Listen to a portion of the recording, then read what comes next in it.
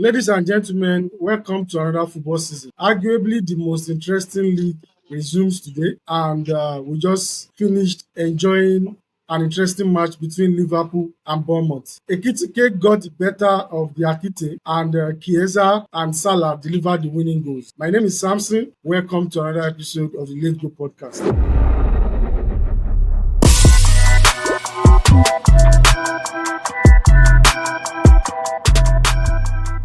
Good evening, guys. Good evening, Samson. Good evening, Samson. As usual on the show, we have the usual suspects. We have Yinka, we have Dunga, we have our in-house Arsenal pundit, Cass, Resident we Arsenal. have Ahmed, our announcement. In-house. Today I'll be like, And for the first time on the show, we have Unamdi with us. Unamdi, welcome to Let's Go podcast. thank you, everyone. I'm just shocked that you said that Cass is the in-house Arsenal pundit. It's actually the in-house Arsenal eater. Resident Arsenal eater. You will so understand. That's more consistent. Uh-huh. But Anyways, welcome, guys. A lot has happened in this week, and like I said, the EPL started tonight with an interesting match between Liverpool and Bournemouth. On the transfer front, Luis Enrique has told Gianluigi Donnarumma that he's surplus to requirements. He has since been replaced by Chevalier from Lille, and PSG has secured the UEFA Super Cup, beating Spurs on penalties. Yinka, being an Italian Serie A fan, you have some knowledge of Donnarumma's journey. Are you surprised with the turn of events? Well, to be quite honest, I'm a bit surprised. Very surprised, I would say. I mean, just a few months ago, Donnarumma was touted as the best goalkeeper in the world this season. Ballon d'Or candidate. Ballon d'Or candidate. So we even made a few arguments for him to be on the podium, even if he was not going to win. And then a few months later, you have Luis Enrique saying that he no longer wants him and he's shown him, the door. Well, my biggest concern with all of this is that I'm not particularly sure where football is heading anymore. Because we now have a situation where for strikers, passing is more important than defending. For midfielders, kilometers completed. Kilometers covered is more important than actual control. And for goalkeepers, your actual skills as a goalkeeper is no longer relevant, and people prefer to see what you can do with your feet. Because I do not think that there's any metric in which you would judge Donnarumma or George Chevalier that Donnarumma does not stand out, except for maybe the use of his feet to play the ball. So it did come as a surprise to me when Luis Enrique came out with what he said. Namdi, Chelsea's goalkeeper is what's his man's name? Sanchez. If presented with the opportunity, is Donnarumma an upgrade that interests you? Yes, because I'm not quite sure if I'm not. You know what? Let me be honest. I don't know why he's being shown the door, because as far as ball playing capabilities go, he's competent enough. If not good at it. So, and as a goalkeeper, as the last speaker rightly said, he has been devastating in shot stopping, key moment. Like, he has been as important a player, as key a player in PSG's success as Ousmane Dembele, who is probably the biggest Ballon d'Or candidate in PSG. So if we had the opportunity, yes, we'll buy him, because on shot stopping alone, he looks like an upgrade. Having said that, stats have been a bit rude, because apparently Robert Sanchez's shot stopping statistics, as far as the EPL is concerned, I think he's in the top 5. And I'm saying this knowing how ridiculous it sounds, but he's in the top 5. So if Donnarumma's price tag and demands are too high, Chelsea might not buy, as evidenced by the fact that they refused to buy Maignan for an extra 5 million. There are rumors that I know how ridiculous. There are rumors that Donnarumma is asking upwards of 12 million a season. Speaking of Robert Sanchez, let me inform you that he's also in the top 5 for errors leading to goals. But I'm not arguing that. But then you have to know that you're talking about errors, but you're talking about passing errors. So again, the first person talked about how keepers are expected to do about expected to be very good passers. And look, I agree with that to an extent because yes, to an extent, it's football. It's football. It's been a football period that makes you think like that. But having said that, the game has evolved. For a team like Chelsea, someone like Sanchez is bound to make those kind of mistakes because of one, the kind of setup we have. Two, the demand in terms of compatibility that was placed on him. Now, I'm not giving him excuses. I'm not saying he's not still. I still believe he's a very error stripper, but you have to understand that Chelsea's backline was extremely fluid. I think the only consistent two people, and you could see it in their performance, were Colville and Sanchez. Every other person was in and out. So they didn't have for a team that plays out the back a lot, they didn't have a consistent backline. And they had a very down mid-season. So all of these factors come into play when you're looking at the statistics. Now, having said that, if you gave me Donnarumma for 12 million, I don't know what that translates into figure per week, which is where I'm more conversant. So for Chelsea, you guys should just give him like 15 years contract. No, yeah, clown. 7 years is max. But no, he's the kind of goalkeeper that you expect stays the entirety of his career in the club, which is why PSG pushing him out sounds. You know what? Let's call it what it is. Ridiculous. Yeah, that's one. As regards passing out from the back, Donnarumma is good, but he's not an Ederson as regards passing out from the back. Yep. Fortunately or unfortunately, we are reading rumors linking Donnarumma to Pep Guardiola's City. Cass, is it possible? Under what circumstance can a Donnarumma function under Guardiola? Well, for me, I don't know. It's just like buying what you relatively don't. I don't know. I don't know why you want to replace Ederson. Though Ederson has been very terrible. Last season wasn't really his season per se. So, but then when I say buying what you don't need, what I mean is you need to. If you are replacing Ederson, you have to replace someone that's very close to Ederson, because there's something in Ederson that you would need in another keeper you are bringing in. So if you are not going to get it in Donnarumma, why do you want to bring in Donnarumma? Only probably instead of, well, you have to pick your Ozil. Initially, he picked his Ozil, and it's not like Ederson wasn't conceding goals, but then I think he dropped towards the middle of last season till the end of last season. He was conceding some very terrible goals, and like his use of feet is top notch, which Donnarumma doesn't have. So you have to pick one. Is either you want to keep not conceding goals. However, those assists you get from Ederson will never be there from Donnarumma, or you still want to, have a bit of here and there. I don't know how many goalkeepers out there can actually do what Ederson does. Anyways, we still have about 15 days in the transfer window. Personally, I find Donnarumma to City absurd. It defies every tiki-taka logic.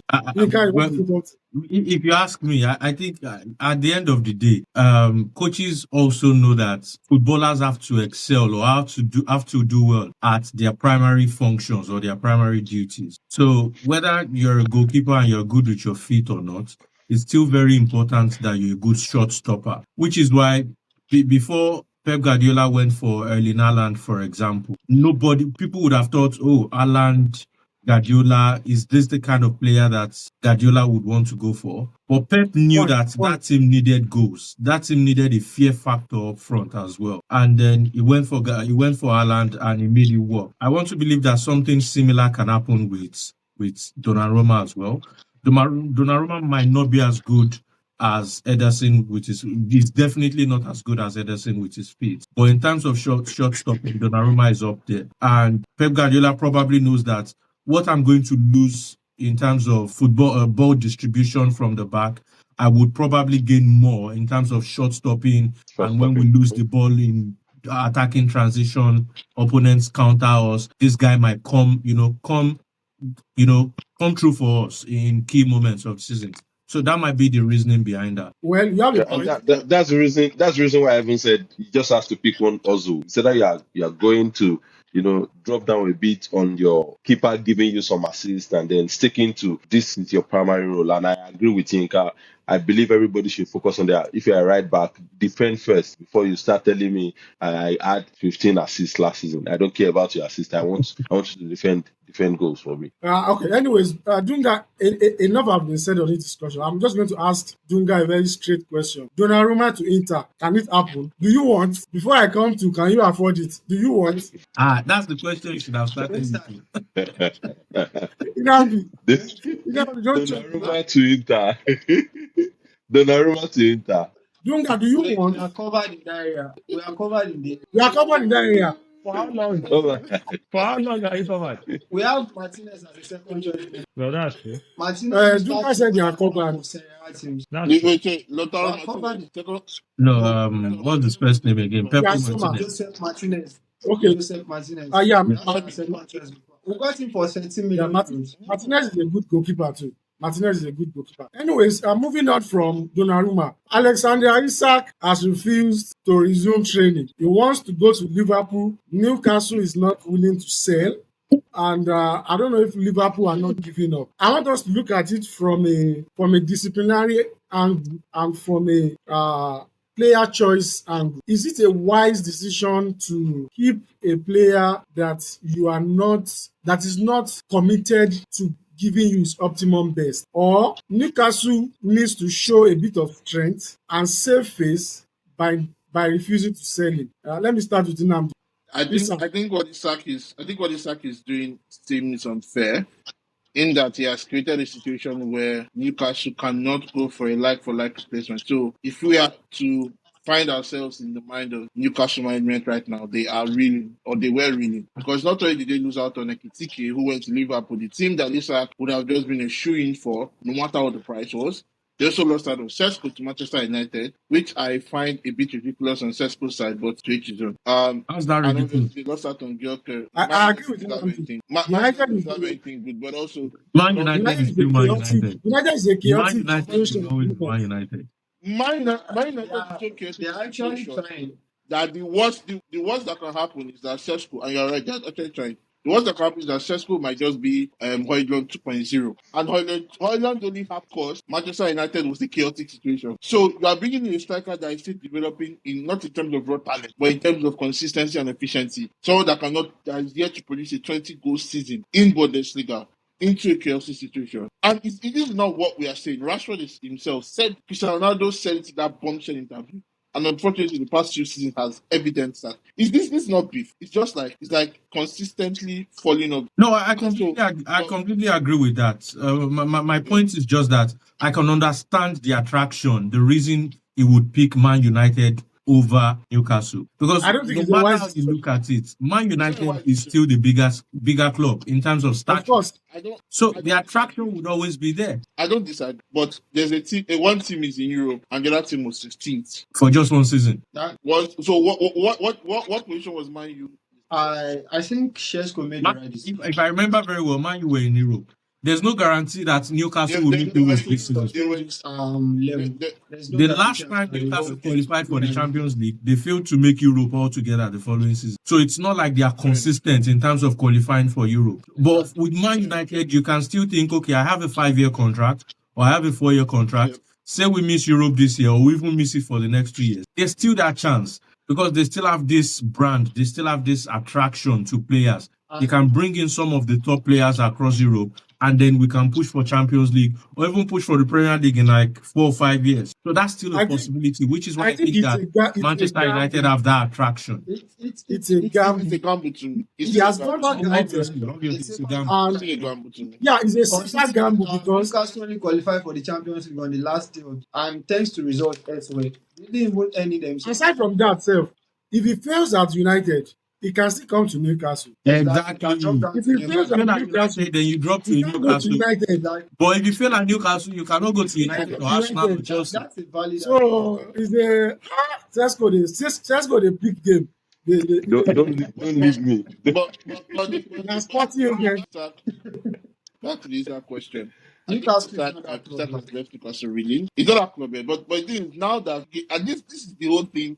This was the whole thing about Ekitike coming to Liverpool. If Ekitike came in and was trying to find his feet like Nunez, you understand? Everybody would say, okay, Isak comes to Liverpool for whatever price makes sense. But Ekitike scored in the community shield. And in the last spot, I told him that Ekitike is going to be a threat. And he scored and was the man of the match in this Liverpool game. So the question now becomes, where is Isak going to? Because he's not going to Chelsea. Chelsea Are you saying you are banking on Ekitike for a 38 game season? I'm banking on Ekitike for a 38 game season, yes. Really? I don't agree. You know, I do not very forget, much doubt the that. situation is way more the situation is in is way more comfortable than almost any attack line per Arsenal. There's But no one thing other is, forward line in the Ekitike entire will EPL definitely that is as benefit from the comfortable as Liverpool system. Liverpool has. But down to personal ability, I don't I rate mean, him they're saying that highly. I said down to personal ability, I don't rate Ekitike that highly. But definitely in the Liverpool system, they are He's not a that side that striker. create a lot of chances. So you would see him get goals here and there. It is not because he's so outstanding. Yeah. Dunga, A time will come But where he would have to use his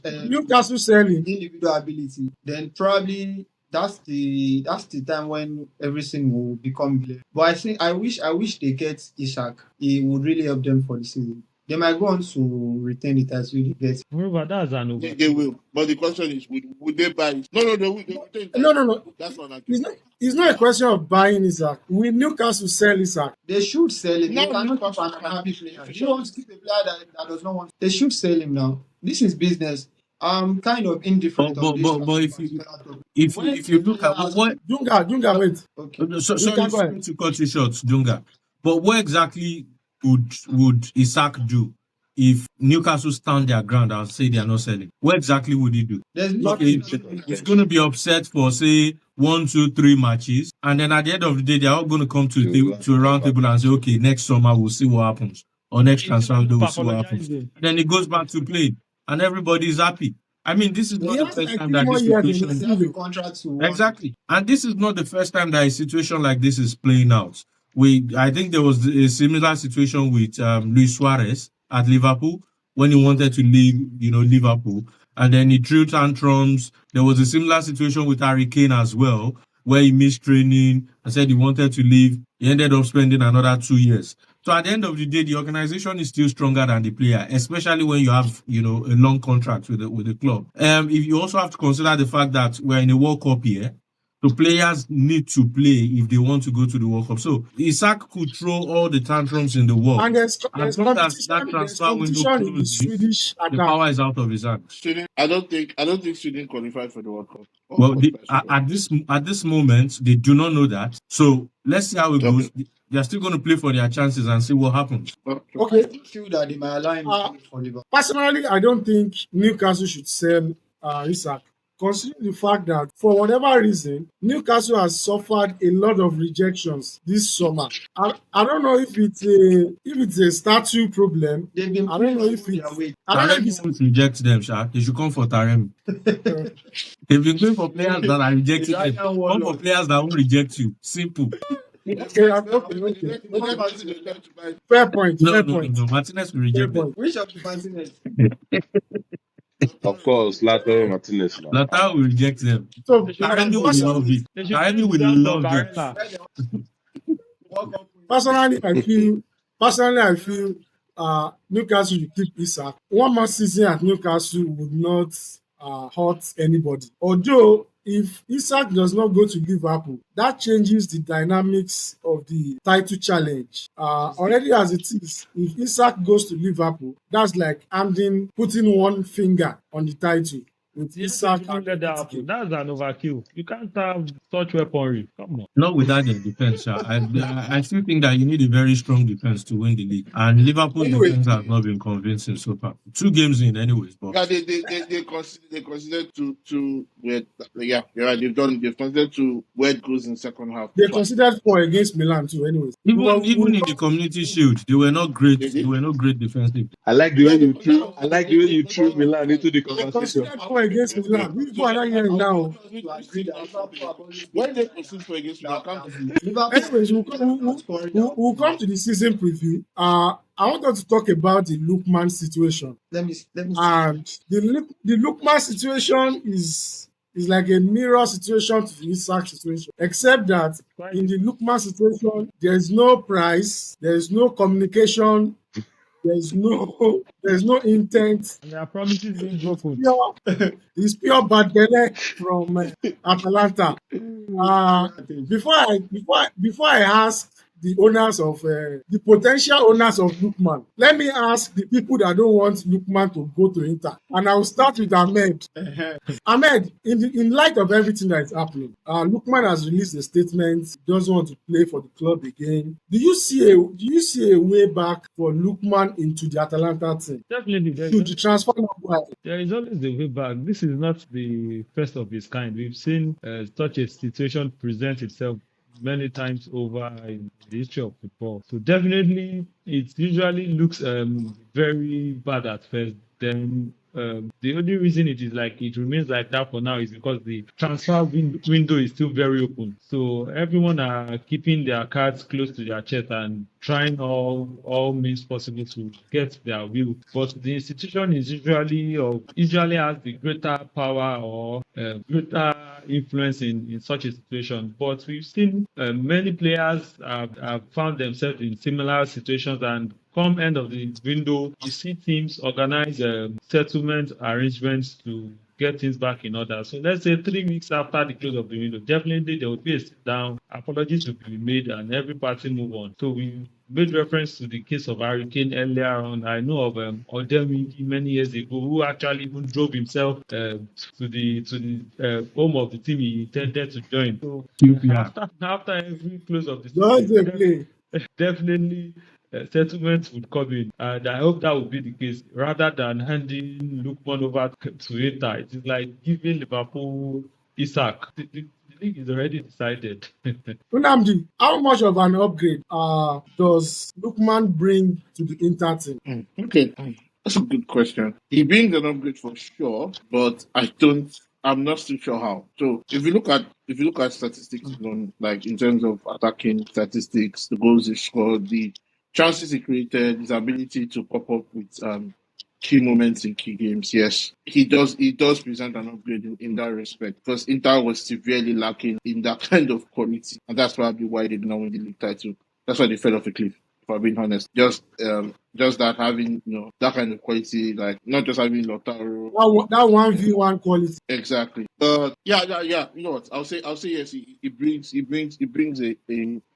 an extra leg, an extra very good leg to that attack, and should make them a bit more versatile, because they are going to definitely play against teams that would squeeze the space. And Inter built on not built on circulating the ball like a possession-based team, but based on creating the best chances come out of transition. If I'm being frank, at least what I saw in Europe. So that in that sense, Lookman has shown that ability to be valuable whatever system is being played, and to create chances whatever system is being played, and to score goals whatever system is being played. So yeah, it presents an upgrade. Nice one. Why am I? Because I don't really understand the system that Inter will be playing under Kevin, and that might factor in significantly. There is a lot of back and forth as regards tactical setup, but whatever the setup is, I'm sure Lookman is an upgrade to any top team in it. And I think that is Atalanta's fear of releasing him to Inter. But let me come to Inter now. Inter, considering all the fact information that we have and previous experiences, relationship with Atalanta, do you see this transfer getting unlocked in any way? Well, I think it depends on how far Lookman is willing to push. Just like I said in the Isak situation, what exactly would he do if Atalanta holds on till the end of the transfer window and they refuse to sell? He's going to keep throwing tantrums for, say, another 2 to 3 weeks. And at the end of the day, they are going to bring in a mediator. All parties are going to sit at the table, and then they are going to trash the issues, possibly agree on a move for the next transfer window or the next summer. And you will go ahead and keep playing football, because obviously these players want to play football. They enjoy playing football. But with the way that the relationship is between Atalanta and the player, and I must say that Atalanta have been quite unprofessional about this whole thing, because it is one thing to promise a footballer that you're going to give him a move at a particular time. It is another thing to change your mind And then it is another thing to communicate that change of plans or that change of mind to that player in the most professional way possible. So if, say, Atalanta had come out and said, Lookman, see, we would not be able to sell you. We've just sold Retegui. We did not plan to sell Retegui, but that offer was too good. Yes, our greed got the best of us, but can you do another season? If Lookman would probably not agree, but Atalanta would know that they've done the best that they could do in a professional sense without, necessarily putting themselves in bad light. But what they've done now is they've kept silent. They've not communicated a price to the player. They publicly agreed that they promised the player the player a move this summer. They've agreed that, but they've just said that they would only allow the player move on their own terms. Now, what those terms are, they've never communicated it to anyone. They've not said they will be selling him for 50 million or 70 million or 100 million. They've not told him when they will be selling him. They've not said anything, which I think is quite unprofessional. Now, that has pushed the player to a point where he shouldn't have been in the first place, which I also think is quite unprofessional as well, because you're under contract with the club. You're supposed to honor your contract. There are many other ways to have a dispute with your club or to fight with your club without being unprofessional about it, because it does raise concern for me as an Inter fan. And I'm thinking, what if this happens between you and Inter if you do join? Is this the same way you're going to go on strike, and what's going to happen? So, it depends on how much Lookman is willing to push. If he continues like this, well, he can't do more than he's already doing. It's just how long can he keep doing it? Because he's done it for 1 or 2 weeks now. Is he going to sit it out until the end of the transfer window? Because he's not communicating with the club. I think his agents are communicating with the club. If he sits it out until the end of the transfer window, Atalanta are probably thinking, okay, it looks like this guy means business.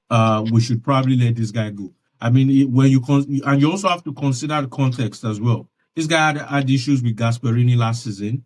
He had issues in the transfer window last season as well. So there's been a bit of, it's been boiling and boiling and boiling and boiling, and now it's just boiling over. So at some point, Atalanta might think, okay, let's just cut our losses. It's not like they're going to make any financial loss on the player anyway. But they're probably thinking, let's just cut our losses, let this guy go, get in someone to replace him, and see how the season goes. But Lookman would have to stand his ground. If Lookman changes his stance, for example, and says, okay, I want to go back to training, then he has basically just passed the ball to Atalanta, and Atalanta will say, okay, we hold the cards now, and we decide whatever we want to do with you. Okay. Dunga, I want to ask you for alternatives. Lookman, what are the alternatives? At least from an Inter perspective. I honestly cannot think of any alternative from the top of my head, right? My focus has been on There's Musa. One man you get alternative. Don't like Okafor. There's Musa. You get alternative. There's Okafor. Even I'm seeing Nicolas Jackson in the chat. There's Even Abdul. Nicolas Jackson is like 80 million. I'm happy to join you. There's Yasin Abdul. There's Chukwueze. I really do not see any player doing what Lookman would do to Inter. It's that X factor that has been missing in the team. Is that one reason? I don't agree with that. We said that we didn't win the league last season. I would like to correct the notion that we mostly play on the transition. In Europe, I agree, but then in the league, most of the games we play in the league, like 90% of the games we dominated. So we play against lesser oppositions in the league. So we play against low blocks. Lookman is the kind of player that would help us overcome such tight defenses. So I think Inter should do everything in their power, in their minds to get Lookman across the San Siro. But now the situation is not in Inter's hand because Atalanta are kind of acting unprofessionally because they are not communicating if they really want to sell the player. It's their player now. What price? They're not supposed to communicate. They made a verbal last season that they were going to sell him for the right. Now you are not naming the right price. You are forced the player to go on strike. I think it's not the best way to communicate his displeasure, but then they pushed him to the one. You cannot tell anybody how to react to situations. So I feel Atalanta are the problems in the whole of this dispute because they are not acting professionally. I hear rumors everywhere that we have them, but then it's not playing out in this scenario. They are not acting like there's a smooth relationship between them and Inter. So I feel if Pekasi can actually lower his ego, talk to the player, communicate to Inter, there definitely is going to be a result. Italian CEO should lower his ego. But then you have to come out and communicate to your suitors. You have to tell them what you want. If you really don't want to sell them, look at what happened with Manu Kone. Inter, the agent sounded it out to Inter that was we presented our bid and 24 hours later, Roma came out and said, "See, we're not selling this player." That's how to act. That's professional. Simple. So I think Atalanta should try and Generally, lower the kind of communication and uh, let's know where we're going. But we actually generally, look I think at the Atlanta angle too. Yes, I understand that they must have promised Lookman that he would be allowed to leave this window. But who would just give away their key player to their rival? I think that's where they are coming from. They also regret. No, see, Ahmed, I completely understand you. I completely understand you. I Now, don't even understand you. let's Me, I let's don't take let's understand you. take Inter out of the situation for 1 minute. Now, have Atalanta communicated any price to any club? The problem that Atalanta have at this point is that Inter is Lookman only wants to go to Inter. Now, if other clubs have come forward, Atalanta have not even communicated any price to them. The only price that we have is what is circulating in the media, and we know the way that most of these clubs operate. When they do not want to come out officially, they have certain modes in the media that they leak, reports through. They will say, okay, just tell them just report that this is the amount that we would want to collect. And that is what Italian media has been doing. But from an official perspective, especially when clubs communicate, you would expect that Atalanta would tell Inter, okay, we do not want to sell to you, or we do not want to sell for a particular price. They haven't done that. They've just said, we do not want your offer, or we do not accept your offer. If you do not want an offer, just like Roma did with Manu Kone, we do not want that offer because we do not want to sell this player. Or you say, we do not want this offer because the offer is not good enough. We would consider offers above so amount. But you're just saying you don't want the offer, despite the fact that you've promised the player that you would allow him leave for a good price. So what's that good price? Personally, I That's feel unprofessional. I feel the relationship between big teams in Italy must change. And I say that because for a league that is very broke, we are too hostile to ourselves. Very broke, Look but at they look have the second highest spend this window, second only to Premiership. You can't If you look at the guys, gap now, if very you broke. tell us the gap between Premier League and Serie A now, do you know the that net gap might be spend? times 2. Do you know the But net consider spend the of gap Serie between A? Serie A and Wait, the lower side do you too. know the net spend? The net spend of Serie A in this transfer window is 2 million. 2 million. That's the net spend of Serie A. So for a league that is very broke, we are too hostile to ourselves. Let me give you an example. All the money that Bournemouth collected for their back four, back three, they are already reinvesting it in buying players from Liverpool. They want to buy one unknown boy for almost 30 million now from Liverpool. And the money is circulating. Everybody is happy in England. Tottenham, I they sure will pay almost 70 million. They will pay almost 70 million for Savinho. Is Tottenham not a rival to Man City? They are not actually. Garnacho is moving from United to Chelsea, hopefully. Unamdi, shebi you want? You don't want? Ghana, That one Ghana. does not concern Maresca. But It's Premier center back. League clubs You go give actually us do best business page. with themselves a lot. They do And business that with is each something other. that Italian leagues need See, to emulate. what's the Look, plan? What's the plan? They are just packing look, players here and there. if you guys Here we go. selling Lookman to Inter does not. I don't know. I don't see it that way. And I think the Serie A that we grew up to know. We used to swap players a lot. It This is even owners, I the don't know over where they get from. importance. It is the over importance that Atalanta have placed I for can themselves. And I remember the say this with all Quadriga due They are not Cassano respect. swap. I will continue saying Zlatan, Atalanta are no Zlatan went round everybody. I can remember the Quadriga Exactly. Cassano swap. Since R9 went to Inter, he came to Milan. We used to swap players. I don't know when these and new owners came on board. listed everywhere. Can you imagine? So what are we saying? Anyways, Players. we as much as Lookman to Inter sends a scary message to the rest of it. We hope that the transfer is unlocked. The player is happy because I don't know. Lookman is adamant on Inter. It can only be Doesn't happy want at any Inter. other. It can only be happy at Inter. It doesn't even want the champions of second. Champions League Arsenal. I didn't mention it. Second champions. Second champions. As it is a For a new moment, season.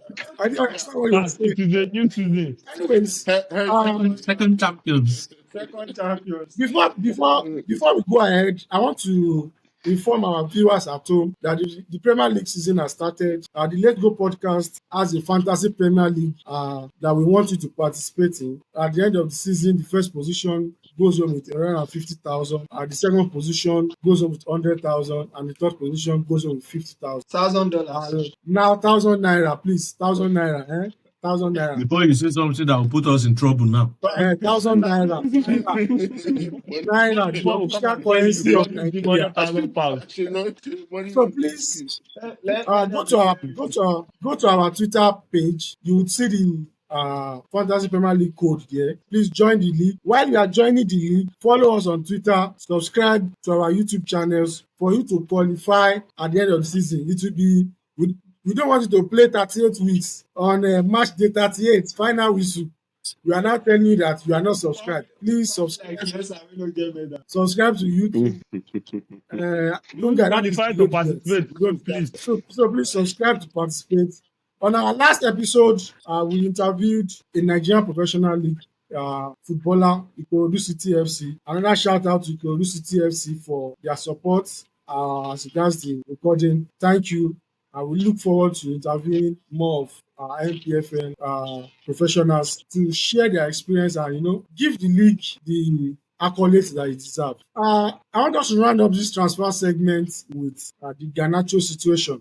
Chelsea are keen on Garnacho. I don't know why, but I'm thinking because Madueke has switched to Arsenal, somebody has to replace him on the left because I believe Garnacho is coming to play on the left. We have a Chelsea representative here. I want him to shed light on that transfer quickly. Nnamdi, let's have it.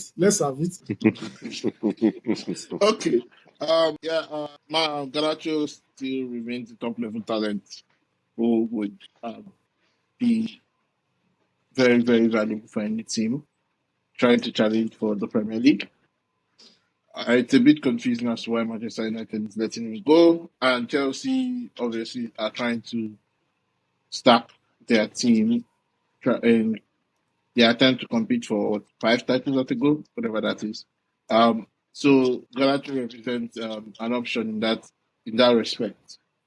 Now, do I want the transfer? Personally, I'm not quite sure if we need Garnacho. I think right now we are way more deficient. Surprisingly, with the loss of Cole to an anterior cruciate ligament injury, we are way more deficient in that area. Somebody is a fine centre back. Homecoming.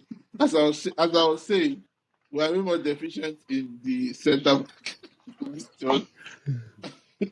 And if you want them tough, we have Pavlovich. Chelsea are going for Bastoni. They are giving themselves hope. They want to sign Bastoni. No, please, no, you guys should do how much? Bastoni will sign. How much is money? How much? Like how much? Tell us how much. You Don't worry. You cannot buy loyalty. You cannot buy loyalty. How much? So Nnamdi, Garnacho, how does it fit in? You want, you don't want? As a winger in Chelsea system, yes, it works. Do we need him? So that's the question I will ask. My question is, how many wingers do you have at the moment? Yinka? That's the same question me too I'm asking. That's why I said I don't. Because off the top of my head, Chelsea have like 200 wingers. 201. Yeah, With Garnacho now. With Garnacho, 202. Because that considering Kofama as an attacking midfielder. Again, I understand. Like I said, I think that we should focus more on that position. But I'm a fan. So I might as well just shut up and just enjoy my team win if we win. But 100%. I think Garnacho is a good option as far as the winger is concerned. That level of talent, that kind of mentality, the improvement he has shown since he came into the first team with Manchester United signals somebody who would definitely go into any system and work hard to deliver, would deliver and work hard to deliver if he can't deliver. And that's the kind of mentality you want from a young winger. To be honest, the reason why Manchester United is losing out on Garnacho is because they have a poor, currently they're just bad. Like management is just bad. That situation is just off. So it will be unfair for us to deride him as an option. Now, Chelsea, do we need him? That's an easier question to answer. No, I don't think we need him. But do we want him? Yes. Yinka, Not the better. I don't have anything else to say. in the absence of further You comments, haven't asked the usual question. What's the plan? in the absence of further comments, we move. What's the plan? Yinka, please end this session. My bad, kid.